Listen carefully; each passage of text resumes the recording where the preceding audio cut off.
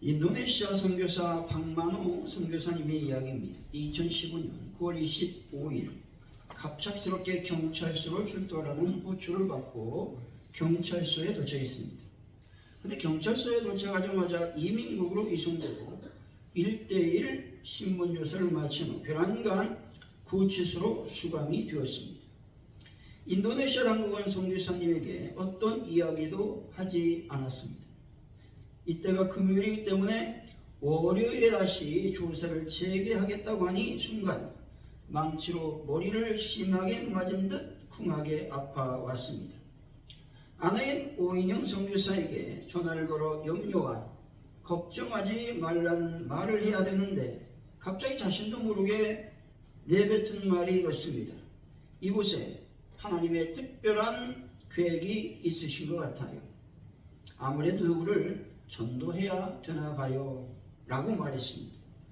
집에서 기다리고 있는 뜻을 오 선교사님에게 안심을 시키고 자신 또한 정신을 가다듬며 하나님의 뜻을 구하기 시작했습니다. 때마침 나이지리아에서 온 무슬림 청년 나슈드가 있었고 이 친구는 키가 컸으며 시커먼 얼굴을 한 친구였습니다. 라슈드는 불법 체류자로 수감된 지 한 달하고도 5일이 지난 상태였습니다. 서로 영어로 이야기를 주고받았습니다. 그러면서 선교사님은 이렇게 다짐합니다. 주일에는 반드시 내가 하나님의 복음을 이 청년에게 증거해야 되겠다 결심을 했습니다. 주일에 하나님께서 먼저 선교사님을 성령으로 이끄셨습니다. 강력한 반응기도와 찬양을 하게 하셨습니다. 그리고 이 청년을 위해서 기도하게 하셨습니다. 쩌렁쩌렁 울릴 정도로 큰 소리로 기도하고 찬양했음에도 불구하고 구치소에서 아무도 간섭하거나 경비원들에게 제지를 당하지 않았다는 것이죠. 그리고 기도한 후에 선교사님은 라슈드에게 내가 당신을 위해서 기도했다 라고 말하니 정말 고맙다 이렇게 라슈드가 말했습니다. 그러면서 선교사님은 라슈드에게 이렇게 말하죠. 예수님께서 당신에게 찾아오실 것입니다 라고 말했습니다. 근데 그날 오후 이 라슈드가 낮잠을 자면서 꿈을 꾸게 됩니다. 그 꿈은 교회에서 어떤 분이 설교를 하고 있는데 자기도 이제 설교를 들으면서 교회에서 예배를 드리고 있었습니다. 근데 교회 경호를 이렇게 훑어보니까 지붕이 없어요. 창문도 없어. 아직 예배당이 지어지지 않은 상태였다는 것이죠. 이 이야기를 이제 라슈드가 선교사님이 얘기하니까 선교사님은 라슈드에게 이렇게 말합니다. 주님께서 다시 찾아오셔서 정확하게 이해시켜 주실 것이다 라고 말했습니다. 주일 저녁에 라슈드는 선교사님에게 기도해 달라고 말했습니다. 기도한데 라슈드는 이렇게 말합니다. 예수님께서 오시면 언제든지 환영한다 라고 말했다는 것이죠. 선교사님은 주일 밤을 자면서 라슈드가 꼭 예수님을 영접하면 좋겠습니다 라고 간절하게 기도하며 잠을 청했습니다. 다음날 월요일 9월 28일입니다. 라슈드는 이제 본국으로 출항된다고 이제 통보를 받고 이제 짐을 다 정리하고 있었습니다. 근데 놀라운 것이 무슬림들이 항상 기도할 때 몸에 지니고 있는 것이 뭡니까? 모자와 매트, 즉 담요입니다. 이 담요를 필요 없다는 듯이 쓰레기통에 버렸다는 것이죠. 이 놀라운 광경을 보고 선교사님이 이 친구가 예수님을 영접했구나 안도의 쉼을 쉬면서 눈물을 흘리며 하나님께 감사 기도를 드렸습니다. 여러분 놀랍지 않습니까? 억울한 일로 감옥에 갔는데 그 감옥에서 무슬림 청년을 만나고 또 그에게 하나님의 복음을 증거했는데 그 영혼이 예수님을 영접하는 놀라운 일이 발생했다는 것입니다. 저는 짤막하게 4일간의 내용을 정리했는데 4일간의 내용이 아주 많은 이야기를 담고 있습니다. 우리 삶 가운데 우리가 이해하지 못하는 일이 발생할 수가 있습니다. 그때 그 상황과 환경을 어떤 자세로 임해야 되느냐가 문제인 것이죠. 선교사님은 이민국에 잡히는 어처구니 없는 상황을 전도할 기회로 삼았다는 것입니다. 그리고 젊은 청년을 만나 하나님께 기도하며 복음을 증거했습니다. 그러니 하나님께서 역사하심으로 말미암아 나이지리아 무슬림 한 청년이 예수님을 영접하고 고향으로 돌아가게 되었던 것이죠. 하나님께서 나이지리아의 복음을 위해 이 청년을 사용하셨을 것입니다. 여러분, 하나님은 살아계시고 성령님도 여전히 능력과 권세로 일하고 계심을 믿으시기 바랍니다. 사랑하는 성도 여러분, 예수님께서 구원할 양들을 찾고 계심을 믿고 기도하며 어떤 상황 속에서도 하나님의 복음을 증거하는 분들이 되시기를 예수 이름으로 간절히 축원드립니다. 오늘의 본문은 요셉이 형제들에게 자신의 신분을 밝히고 화해를 하는 장면이죠. 다시 말해 요셉은 형제들을 대표해서 진심 어린 회개에 근거하여 베냐민을 여고수하는 유다의 감동스러운 탄원 앞에서 오랫동안 참았던 정을 억제하지 못했습니다. 그리고 마침내 대방성대국하며 자신의 신분을 밝히고 형들을 용서했습니다. 그리고 화해를 이루어 형제간의 진정한 재회의 기쁨을 누리게 되었습니다.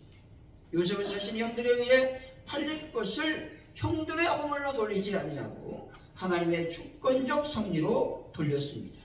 이 요셉의 고백은 하나님을 경외하는 완숙한 신앙인의 참 모습이 무엇인지를 가르치고 있는 것입니다.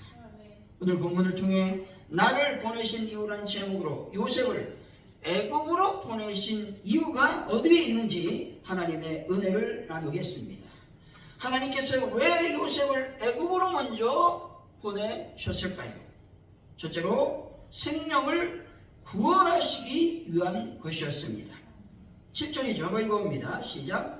하나님의 큰 구원으로 당신의 생명을 보존하고 당신들의 우선을 세상에 두시려고 나를 당신들보다 먼저 보내셨나니. 아멘.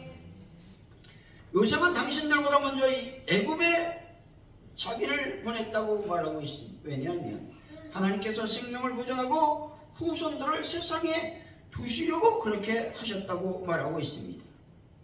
이 말은 단순히 생각해보면 야곱 가족이 극심한 기근과 가뭄에도 불구하고 목숨을 부지할 육체적 구원을 말하고 있습니다. 더 큰 의미는 목숨을 구원한 야곱의 후손들이 이 야곱의 후손으로 오실 예수 그리스도를 통한 영적 구원을 말하고 있다는 것입니다. 왜냐하면 여기서 후손이라고 하는 말은 남은 자라는 뜻을 지니고 있습니다. 이 말은 어떤 환경과 어려움 중에서도 결코 멸망당하지 않는다라는 의미가 담겨 있습니다. 그리고 이스라엘의 민족적 존재를 유지하여 그리스도의 족보를 형성하게 될 언약으로 인침받은 하나님의 백성들을 가리키는 것이기 때문에 그렇습니다. 5절이죠. 한번 읽어봅니다. 시작. 당신들이 나를 이곳에 보냈다고 해서 근심하지 마소서, 한탄하지 마소서. 하나님의 생명을 구원하시려고 나를 당신들보다 먼저 보내셨나이다. 아멘. 하나님께서 요셉을 택하여 야곱에 보내심은 요셉을 야곱 가족의 생명을 구원하는 도구로 삼기 위함이었습니다. 이와 마찬가지로 하나님께서 성도들을 택하여 세상에 보내신 데에는 분명한 목적이 있다는 것입니다. 그것은 성도들을 통해 죄로 인해 죽어가는 세상의 수많은 영혼들을 구원하시기 위한 것입니다. 다시 말해 하나님의 성도들을 향한 구원의 도구로 삼으셨다라는 것이죠. 그렇다면 나를 택하신 이유 역시 분명하다는 것이죠. 하나님의 복음을 증거하는 증인으로서의 삶을 살아가야 된다라는 것입니다. 여러분, 영적 굶주림으로 인해 죽어가는 영혼들에게 영혼의 양식인 하나님의 말씀을 부지런히 공급하는 분들이 되시기를 바랍니다. 제2차 세계대전 때 유대인을 구한 영웅 이야기가 영화로 만들어진 적이 있습니다. 그 영화 제목이 뭐예요? 쉰들러 리스트입니다. 이 영화는 실제 인물 오스카 쉰들러의 이야기를 다루고 있습니다. 근데 자료를 찾아보니까 그 외에도 유대인을 구하는 사람들이 있었습니다. 스웨덴의 외교관으로서 라울 쿠스타프 관렌베리라고 하는 사람과 또 니콜라스 윈턴 등이 있었습니다. 그 중에서 저는 니콜라스 윈턴의 이야기를 나누려고 합니다. 이분은 영국의 주식 중개인이었습니다.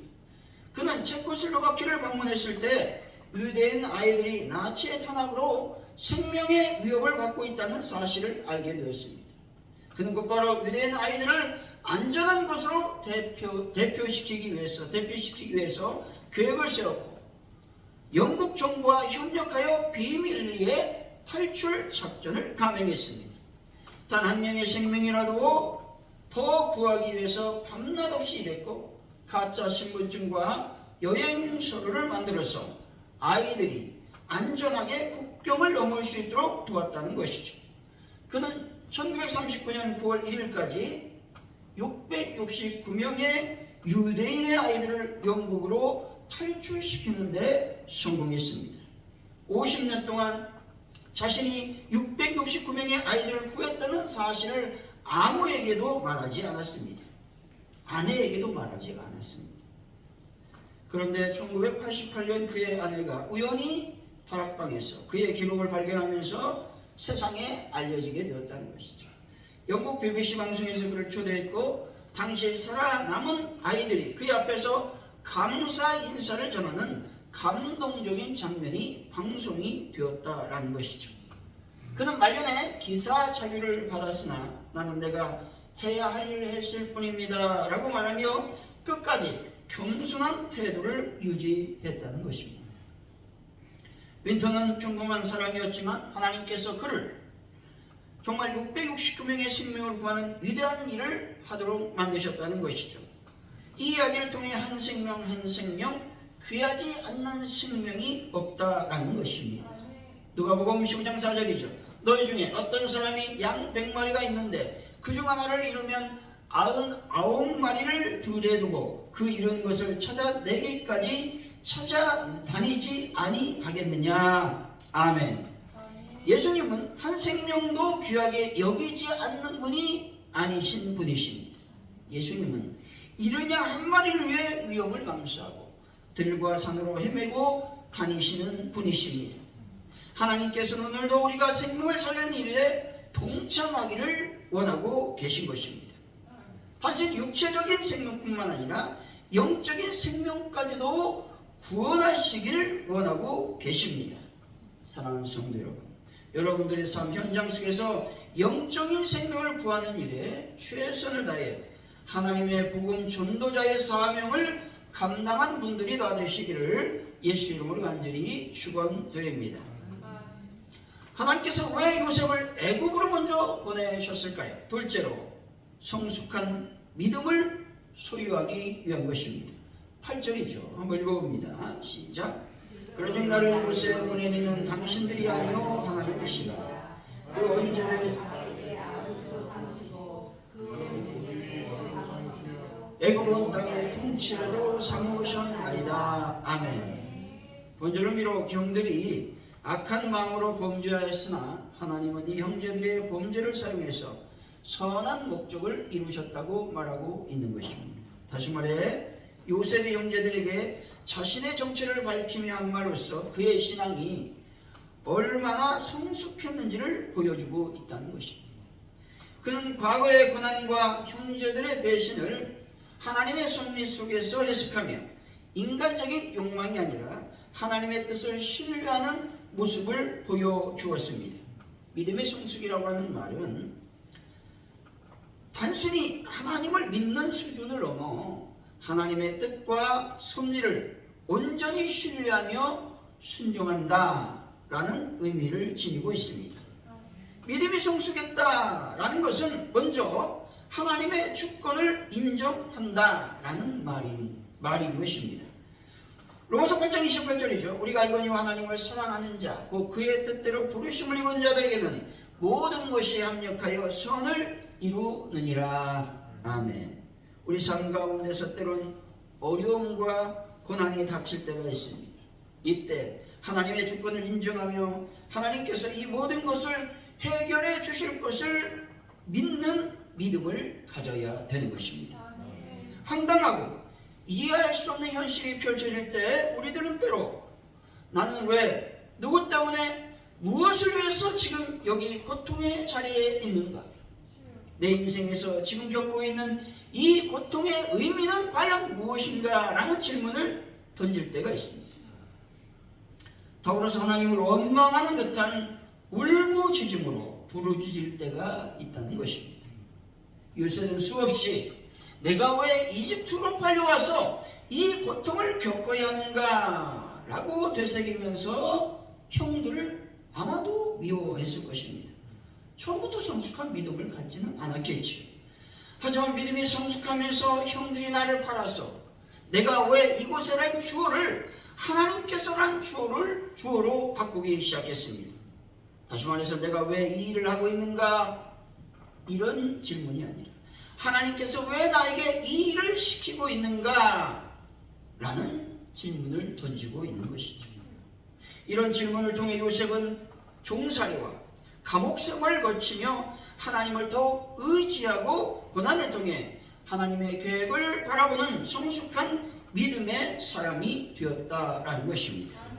야고보서 1장 2절이죠. 내 형제들아 너희가 여러가지 시험을 당하거든 온전히 기쁘게 여기라. 아멘. 여러분, 여러가지 시험과 고난 등을 온전히 기쁘게 여길 수 있는 것은 이 모든 것들이 나의 믿음을 성숙시키기 때문에 그렇습니다. 여러분, 나에게 닥친 고난, 어려움을 성숙한 믿음을 이루는 기회로 삼으시고 원대한 하나님의 계획을 바라보는 눈이 열리시기를 바랍니다. 리마보이라고 하는 소년이 있었습니다. 17살에 1989년 라이베리아 내전이 발달하면서 인생이 송두리째 바뀌어 버렸습니다. 전쟁으로 인해서 가족과 헤어져도 난민이 되어서 두려움과 또한 굶주림 속에 살아야 했습니다. 그녀는 어린 나이에 삶의 의미를 잃고 하나님을 향한 믿음마저 흔들렸습니다. 하지만 고난 속에서 하나님을 찾기 시작했고 기도를 통해서 희망을 되찾기 시작했습니다. 시편 119편 71절입니다. 고난 당하는 것이 내게 유익이라. 이로 말미암아 내가 주의 율례를 배우게 되었나이다. 아멘. 죽는 것이 더 나아 보였던 상황 속에서 리마보이는 고난 당하는 것이 내 유익합니다 라고 하는 하나님의 말씀을 읽고 묵상하며 하나님을 철저하게 신뢰하고 하나님께 기도했습니다. 그녀는 여성들과 기독교와 이슬람 여성평화 네트워크를 조직했고 함께 나를 위해서 기도했습니다. 매일 모여서 라이베리아의 평화를 주소서라고 기도하며 교회와 회당 앞에서 흰옷을 입고 침묵으로 시위했습니다. 결국 이 운동은 전 세계적으로 알려졌고 내전의 평화협상에 영향을 미쳤습니다. 많은 사람들이 여성이 무슨 힘이 있느냐며 조롱했지만 그녀는 흔들리지 않았습니다. 결국 2003년 8월 라이베리아 내전이 공식적으로 종결되었고 이해에 그녀는 노벨 평화상을 수상했습니다. 그녀는 고난 속에서도 하나님을 신뢰했고 결국 평화라는 열매를 맺었다는 것이죠. 그녀의 삶은 단순한 신앙 고백이 아니라 행동하는 믿음과 인내를 통한 성숙을 보여주고 있습니다. 그녀의 믿음은 처음에는 작은 기도에서 시작했지만 결국 전쟁을 종식시키는 평화의 도구가 되었다는 것입니다. 사랑하는 성도 여러분, 삶의 시험과 연단이 올지라도 믿음이 더욱 단단하게 성숙되는 분들이 다 되시기를 예수 이름으로 간절히 축원드립니다. 하나님께서 왜 요셉을 애굽으로 보내셨을까요? 셋째, 진정한 화해와 용서를 하기 위한 것입니다. 4절이죠. 한번 읽어봅니다. 시작. 요셉이 형들에게 이르되 내게로 가까이 오소서. 그들이 가까이 가니 이르되 나는 당신들의 아우 요셉이니 당신들이 애굽에 판 자라. 아멘. 요셉의 형들에게 내게로 가까이 오라고 말하죠. 이 말은 죄로 인해 당황하는 형제들을 따뜻한 말로 위로하고 있는 것입니다. 요셉은 애굽의 총리로서가 아니라 동생으로 행동하고 있는 것이죠. 다시 말해서 요셉은 형들의 잘못을 추궁하려고 한 것이 아니라 형들의 고민을 해결하고 또한 형들과 진정한 화해와 용서를 하고자 했던 것입니다. 화해라고 하는 말은 깨어진 관계를 회복하다라는 말입니다. 그리고 용서라고 하는 말은 상대의 잘못을 더 이상 기억하지 않고 자유를 수용하는 그런 말인 것입니다. 요셉의 용서의 과정은 단순한 감정적 용서를 말하는 것이 아니라 관계의 완전한 회복으로 이어졌다는 것이죠. 이것이 성경이 말하는 진정한 용서와 화해의 모습인 것이죠. 여러분, 화해와 용서의 삶을 살아 예수님의 진정한 제자의 삶을 살아가는 분들이 되시기를 바랍니다. 우리가 잘 알고 있는 넬슨 만델라는 남아프리카 공화국에서 인종차별 정책으로 인해서 27년 동안 감옥 생활을 해야 했습니다. 백인 정부는 그를 억압하고 인권을 짓밟았지만 그는 석방된 후 보복하지 않았습니다. 그는 이렇게 말하죠. 나는 감옥을 나서는 순간 만약 내가 그들을 용서하지 않는다면 난 여전히 감옥에 갇혀 있는 것이나 다름이 없다라는 것을 깨달았습니다 라고 고백했다는 것입니다. 그는 백인 정권을 적대하지 않았고 오히려 용서하며 평화적 통합을 추진했습니다. 그는 기독교 신앙을 갖고 있었고 예수님의 용서와 가르침의 사랑의 가르침을 실천했습니다. 골로새서 3장 13절이죠. 누가 너희에게 불만이 있거든 서로 용납하여 피차 용서하되 주께서 너희를 용서하신 것 같이 너희도 그리하고. 아멘. 십자가를 못 박은 자들을 예수님께서 용서하시고 그들을 구원으로 이끄셨습니다. 이와 마찬가지로 넬슨 만델라는 하나님께서 자신을 용서하셨듯이 자신도 남아공의 백인 정권을 용서해야 된다고 생각했다는 것이죠. 그리고 1994년 대통령이 되었지만 백인들을 적으로 규정하지 않고 또 그들과 협력하며 통합을 이루어냈습니다. 그는 진실과 화해위원회를 설립하고 흑인과 백인의 갈등을 여전하던 1995년 남아공 럭비 월드컵을 열게 되었습니다. 이때 만델라는 백인으로 구성된 럭비 대표팀을 응원하면서 한 국가 한 팀이라는 메시지를 강조했다는 것이죠. 여기서 용서는 과거를 잊는 것이 아니라 과거를 뛰어넘는 것임을 우리는 알게 됩니다. 그는 진실을 밝히면서도 복수가 아니라 새로운 미래를 위한 용서를 선택했다는 것이죠. 그리고 용서는 뭐냐? 자신을 위한 것임을 알게 되었다는 것이죠. 그는 말로만 용서한 것이 아니라 행동으로 보여주었습니다. 여러분, 마음에 거리끼는 사람이 있다면 용서와 화해의 손을 먼저 내미시는 분들이 되시기를 바랍니다. 결론적으로 하나님께서 요셉을 애굽에 보내신 이유는 첫째로 생명을 구원하시기 위한 것입니다. 둘째로 믿음의 성숙을 위한 것입니다. 셋째로 진정한 화해와 용서를 위한 것입니다. 사랑하는 성도 여러분, 세상으로 나가 생명을 구원하는 전도자의 삶을 살고 성숙한 믿음을 소유하시기를 바랍니다. 그래서 하나님을 더욱 신뢰하며 나를 세상에 보내신 이유를 깨닫고 하나님의 은혜로 말미암아 하나님의 복음을 증거하는 귀한 분들이 되시기를 예수 이름으로 간절히 축원드립니다. 기도합니다. 하나님 아버지, 감사합니다. 나를 세상에 보내신 이유, 나를 그 직장에 보내신 이유, 나를 그 모임에 보내신 이유는 딱 한 가지입니다. 그들을 구원하고 하는 사명 때문에 그렇습니다. 우리가 어떤 일을 하든 누구를 만나든 하나님의 복음을 증거할 수 있는 하나님의 은혜를 더하여 주옵소서. 감사합니다. 예수님의 이름으로 기도하옵나이다. 아멘.